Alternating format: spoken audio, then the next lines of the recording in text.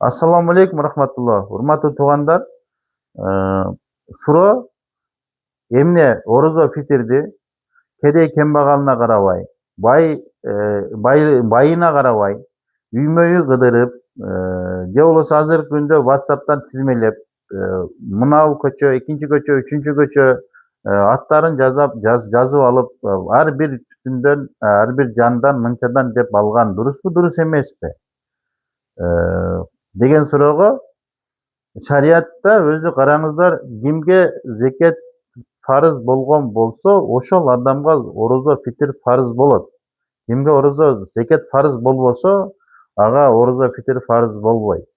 Зекет фарыз болгондун өзүнүн өлчөмү сааби нисаб деген дейт. Сааби нисаб күмүштүн өлчөмү менен караганда эсептегенде 612,36.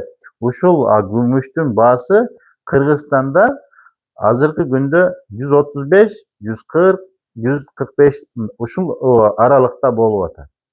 Алтын менен күмүш азыркы күндө өйдө ылдый болуп, бирде түшүп калып атат, бирде өйдө көтөрүлүп кетип атат. Ошондуктан айырмасы болуп калышы мүмкүн. Бирок айта турган нерсе, караңыздар, урматтуу жергиликтүү имамдар, өзгөчө сиздерге кайрылып атабыз. Токтотуңуздар. Ар бир үйдө кыдырып, жана ар бир үйдөн мынанча ар бир жанга бергиле депчи. Ар бир жанга бергиле. Бир үйдөн эр эркек бай адам өзүнүн тарабынан жана балагатка жете элек балдарынын тарабынан берет.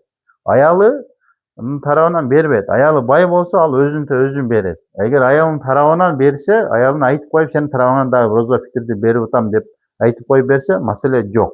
Жана балагатка жеткен балдарына жана кыздарына ага анын атымдарынан дагы берген фарыз эмес, важып эмес туугандар. Мына ушуну көңүлгө алып коюңуздар.